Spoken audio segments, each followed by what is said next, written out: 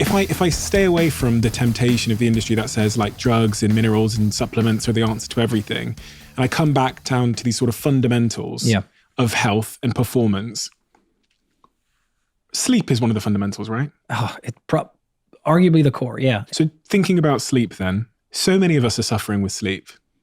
My sleep, for whatever reason, is really, really good in terms of duration. I don't know about quality. We can, you're making a face on me. Yeah. I don't know about quality, but the duration's great. And I speak to so many people, I think in increasing numbers that are struggling with sleep for whatever reason. Mm-hmm.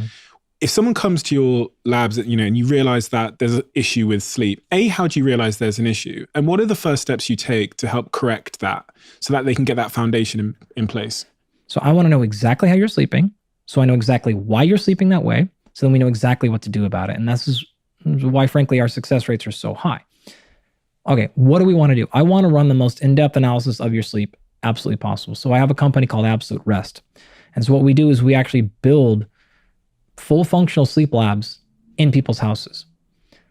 And this is all wireless. So we can run full clinical grade, FDA approved sleep studies in your house. You don't have to go to a hospital. You don't have to go to anywhere else, right? We're going to run that. We're going to run this all wirelessly. And we're going to run, we're looking at not only depth of sleep, the gold standard in science is called polysomnography, right? So it's the wires attached to your brain, all that stuff. I actually don't think polysomnography is the best way. There's a better way to do it called cardiopulmonary coupling, where we can actually look at your autonomic nervous system and how that's actually responding. So I prefer that method. We'll do both. We actually run full PSG and cardiopulmonary coupling as well. But we're looking at that. So we can look at, do you have bruxism? Like, are your jaw clenching at night?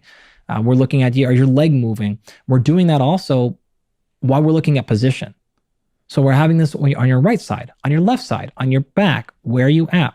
We can actually do a whole bunch of other fancy stuff with ocular metrics, with eye tracking, with facial scanning, and like all kinds of other stuff. But we want to most specifically look at how you're sleeping. We're looking at then why. And so in terms of why you're sleeping, that's in a bunch of different buckets. One of the buckets is environmental. And so we actually run full-time environmental scanning of your sleep environment. We actually have a little device. I take it with me like everywhere I go.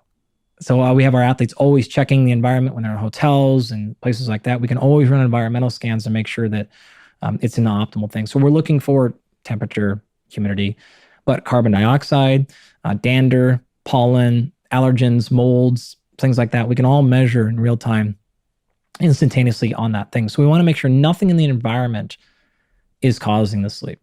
If we can check off environment, then we're looking at behaviors. You've probably heard a lot about sleep hygiene and don't watch exciting TV thrillers before night. Don't get on your laptop and work and answer emails and then fall asleep. Try to fall asleep 5 minutes later. That's all behavioral stuff, right? And I'm happy to talk about as many of those as possible. But that's the stuff people have kind of shared with the world a lot, right? But and then those are very true and very real. Outside of behavioral, then we're looking at physiological. So what are your actual melatonin concentrations? How much serotonin are you making? Dopamine? Are there? What is it in your blood biochemistry? Precursors? What is actually happening? So we're taking salivary markers and blood markers to see what is going on in your physiology that is potentially causing, or as a result, iron concentrations, B vitamins, like a ton of stuff that are needed for proper sleep physiology. We're measuring all of that. We also are measuring psychology. So we have a very in-depth way to evaluate psychology of sleep. So previous trauma and PTSD and associations. Funny enough, there is a ton of actual sleep disorders caused by people's psychological state of their sleep. Meaning we have had a lot of success, fixing sleep problems because people just have such a negative association with their sleep because they've slept so poorly for so many years that they actually start getting anxiety when it starts getting late at night because they just know they're not going to sleep well. And so now actually the problem is gone, but they have such a problem. They get into, this is a common one of I get so tired. I fall asleep on the couch and then I get in bed and I lay there for hours. Or the classic one we get here is I fall asleep immediately, but then 2 to 3 hours in the night I wake up and then I'm shot awake.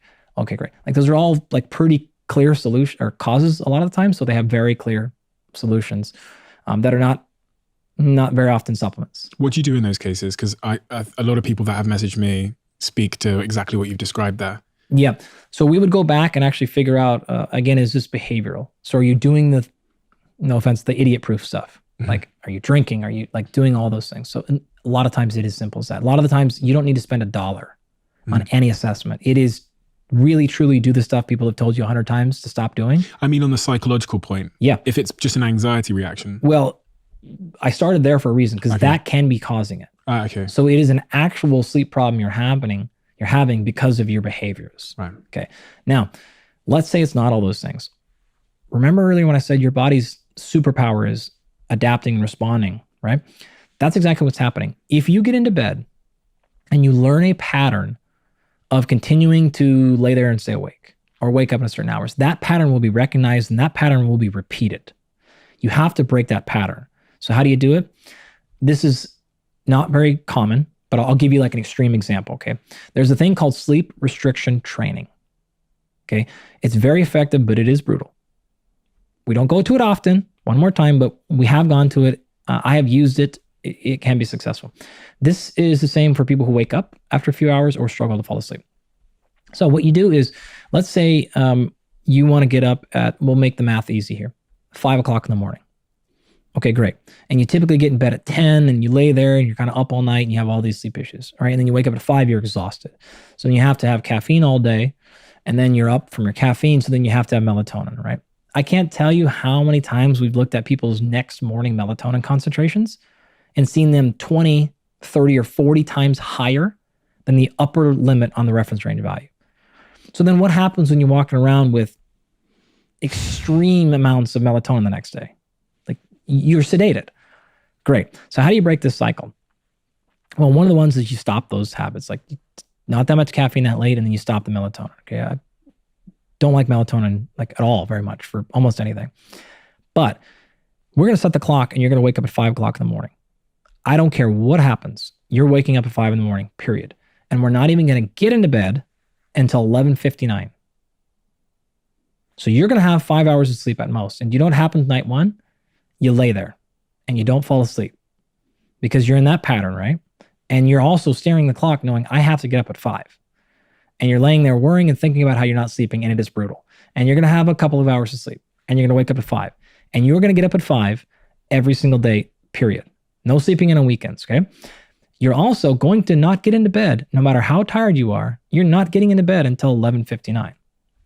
And you do that for a week. What will happen very quickly is your body will start to realize a new pattern of, yo, the second she lets us lay down, you better fall asleep. And you better not mess around during those 5 hours because we're not getting any naps, we're not getting anything else, right?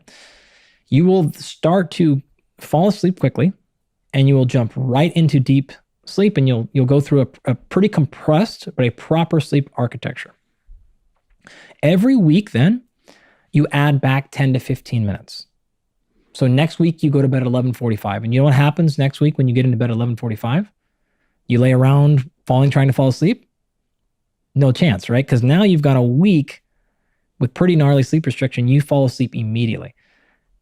10 or 15 minutes a week after that. And so what you end up doing is you backfill until you get back up to your 8 or 8.5 hours. But the pattern you're learning the entire time is when I go to sleep, I fall asleep and I do not wake up until that next time. So you stop the overnight wakings, you stop the struggling to fall asleep. It takes a couple of months, clearly, and it is brutal, but it is very, very effective. How effective from your research? We've never had a problem with somebody it not working. Really? Putting it that way. Now, again, we don't use it very often. Yeah. You don't need to. Yeah. You can do a subtler version of those things. So I want to acknowledge that as an extreme sort of thing. And I don't recommend doing it, especially if you have legitimate health concerns, like you want to have an MD or walk through that, something like that on you. You can do it on a more condensed scale though. If you're laying there struggling to fall asleep, almost every sleep scientist is going to tell you get out of bed. Because you don't want to set that pattern of like every night I toss and turn for an hour and a half. That's a problem, right? And so you want to break out of that pattern one way or the other to not just set up that routine. And the same thing would be, this is why it's important to not do things first thing in the morning that are deleterious to sleep. So rolling over, waking up, and immediately turning the TV on or immediately looking at social media, because your body will anticipate that response. It will then start a cascade prior to that kicks you up and starts waking you up earlier and earlier every morning, because it knows that stimulation is coming at 6 a.m.